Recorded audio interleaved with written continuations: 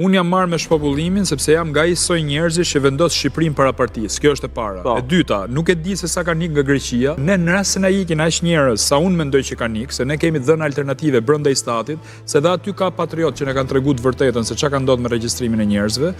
Unë gjykoj që me këtë projekcion në 2040 ne shkojmë në 800.000 banorë, që do të thotë jemi sinkona me zogut. Prandaj është imperativ i kohës.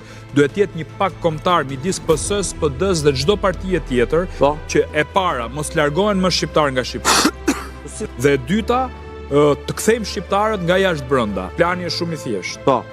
I kemi propozuar Berishës krijimin e Ministrisë Familjes.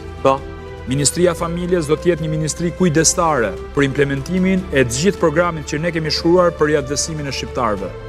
Do jap vetëm një shembull thjesht, ata që kthehen nga jashtë brenda për 5 vite nuk do paguajnë taksa në rast se hapin një biznes. Dhe nuk i kemi shpik më burr, janë shembuj nga Ministria e Familjes në Hungari, në Poloni, në Greqi, si vende konservatore që duan familjen, zotin dhe kombin, se këta duan na heqin dhe këta parime. Thonë që jemi më shumë se dy gjini. Nuk jemi më shumë se dy gjinire, është mashkull e femër. Po kush thot, Maulon, kush thot? Po këto pra thot agjenda majtiste.